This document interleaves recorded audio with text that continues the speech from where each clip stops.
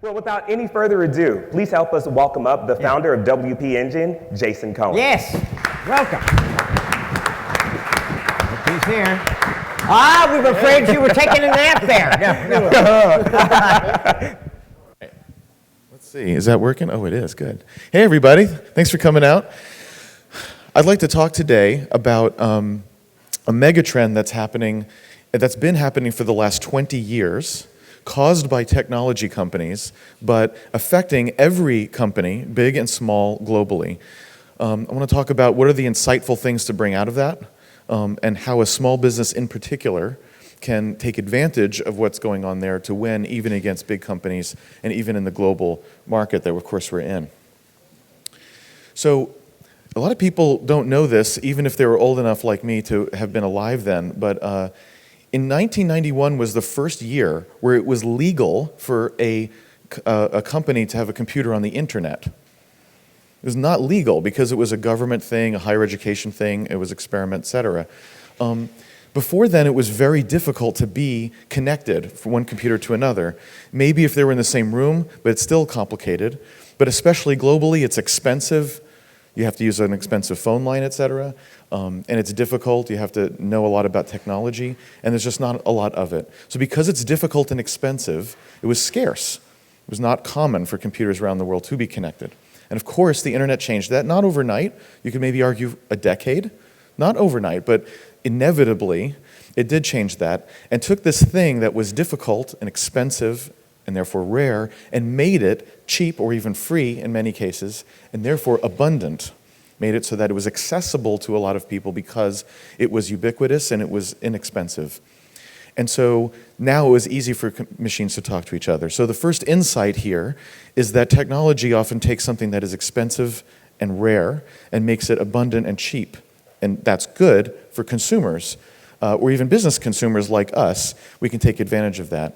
Now, some people get disrupted. I don't care. I don't want to talk about disruption today. Obviously, if you're a fax machine, you're disrupted by this because email. But never mind disruption. What about us? It's good for us that we have the internet, right? But the second insight is that it causes a new problem. If all the machines are connected, then how do you find anything? That's really noisy. In other words, you have a pileup or a traffic jam, and that's a new problem. So the second insight is when this happens, that's good, but there's always some kind of problem, new traffic jam problem to be solved. So in the case of the internet, again, if you were alive then, you remember people who tried to solve the new problem.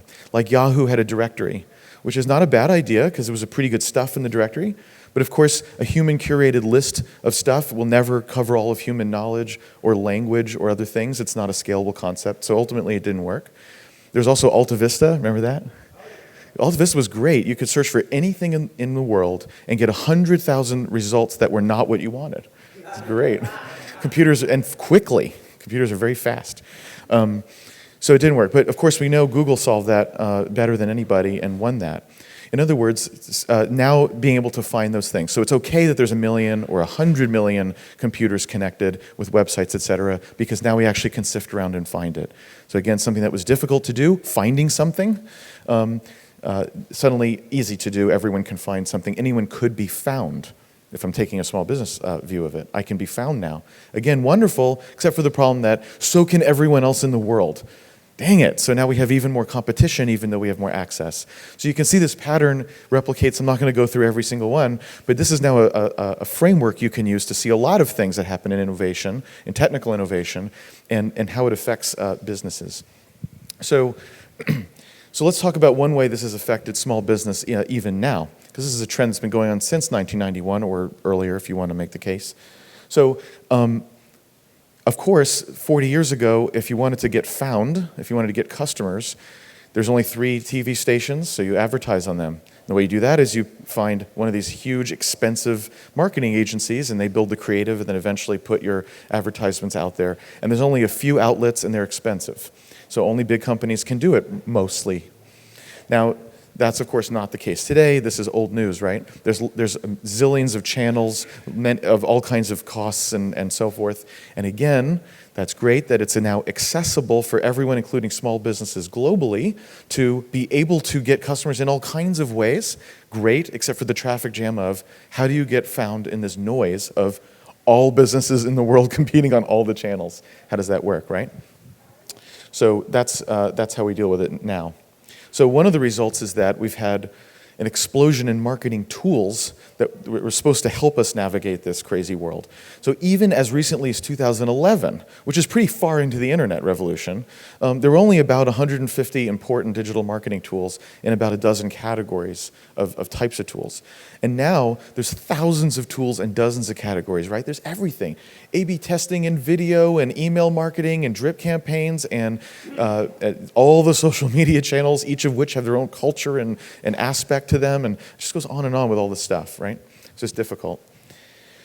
So that's sort of the fundamental challenge, I think, of small business today is this is great that I have access, potentially, to all these customers, but I have this, how do I stand out in the crowd? How do I use what's going on here to compete, especially against big companies, but for that matter, against the 1,000 other small businesses that are sort of now my competition? So that's what I want to spend the rest of the time talking about. So here's a trend that that exists, that's sort of already come to fruition. Again, it's taken about a decade for this to happen, but it's social media. We all, of course, all know that. So if you think about the internet as being connecting machines to machines directly, and then Google connects a person to a machine, you can think of social media then as connecting people to people. This is really the same concept. We want to make that connection easy and free even. And even before, when you had email, it was still not really free. It was hard to send, say, a video or an image or share that with all your family or friends or follow a celebrity or other people that you may be interested in. That was still actually quite hard, or there were services you could pay for, so again, expensive. But now on Facebook, it is really quite free, or Twitter, to share kind of anything with any number of people. So that's true. So what does that mean for a small business? It means many things, but here's, I think, the key thing it means. It always was true that your customer's experience with you was important and that you want to earn their loyalty and repeat business.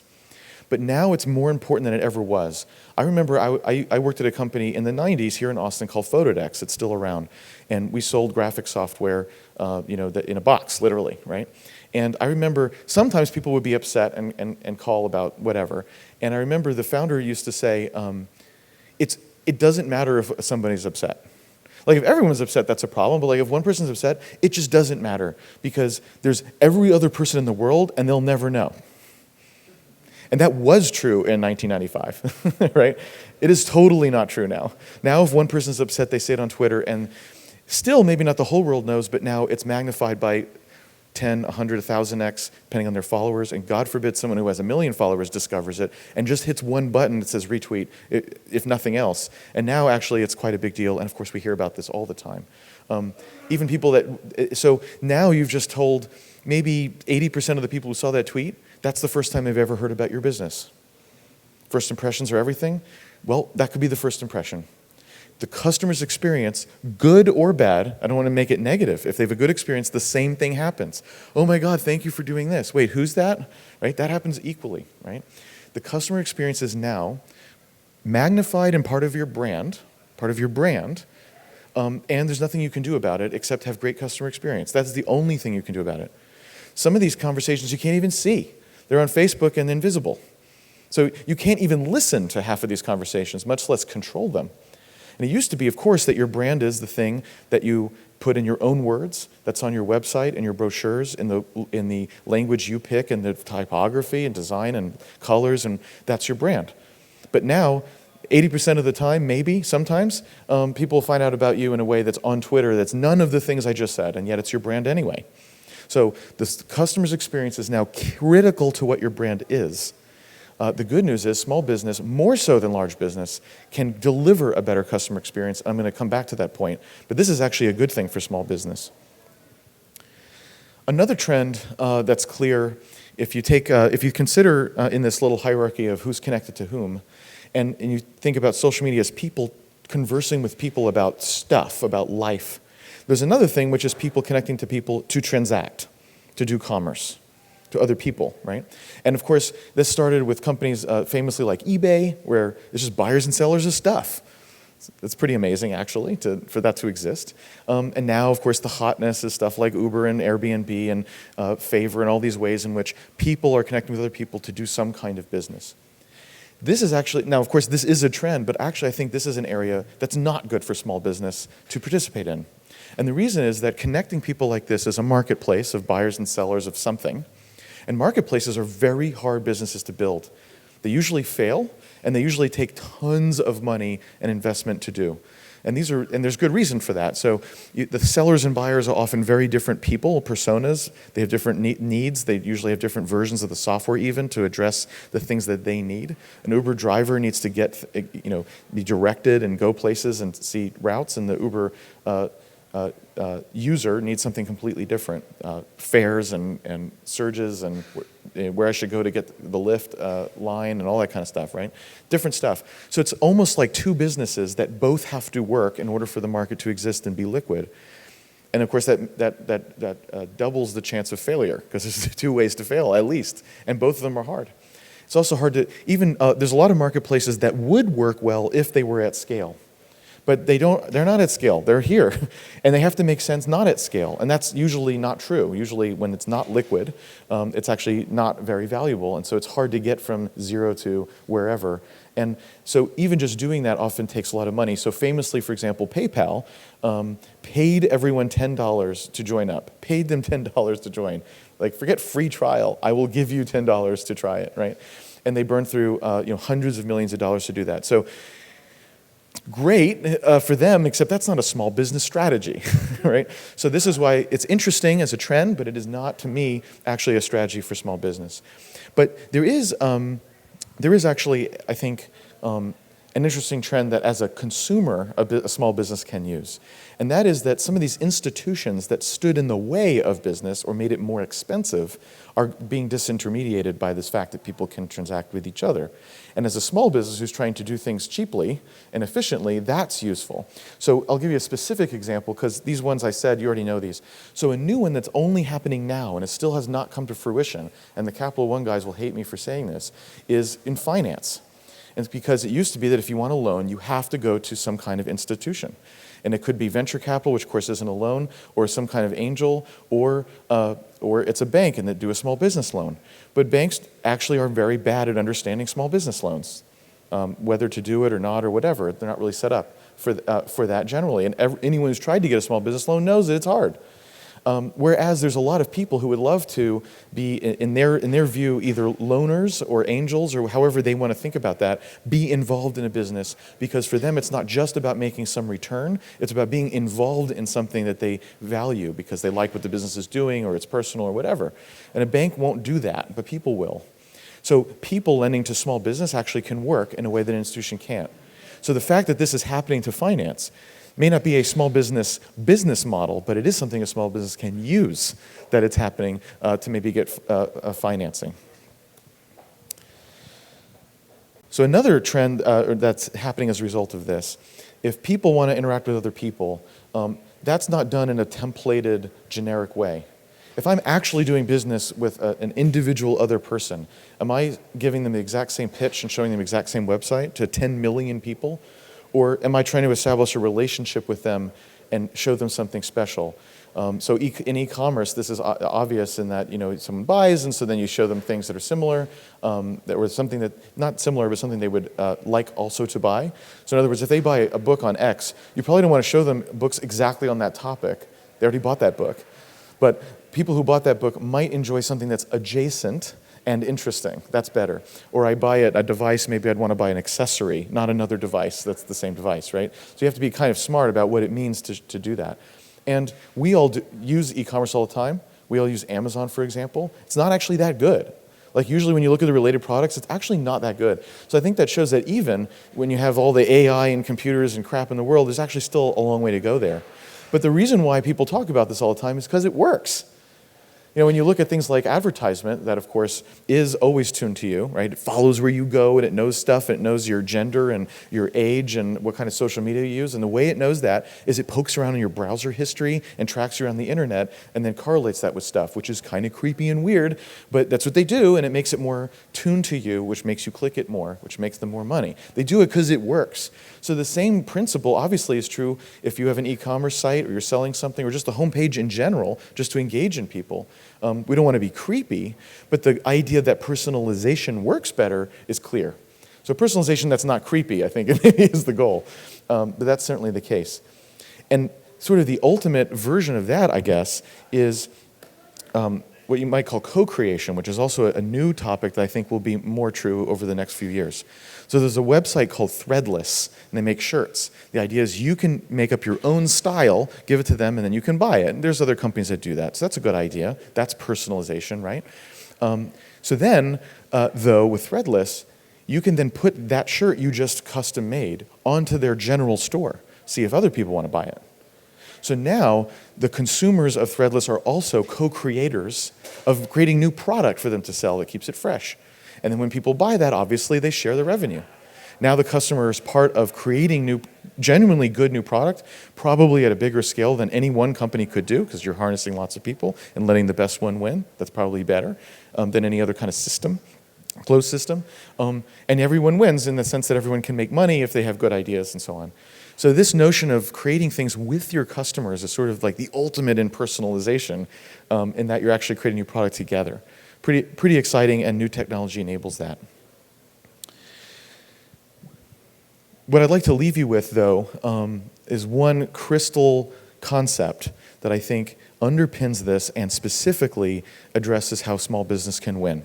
So if there's sort of one thing to take away, besides this framework of difficult to abundant and how that changes things, and therefore how to look at some of these technology changes and ask, how's this going to affect me? I think this is maybe the critical thing. The idea of trust is a critical concept that small business has, that large business cannot take away, cannot outspend to get. The fact is that if I go to the local True Value hardware store and I talk to someone behind the counter about which nail I should buy, I'm going to trust that person, even if they're an idiot. I don't know that because I don't know anything about nails.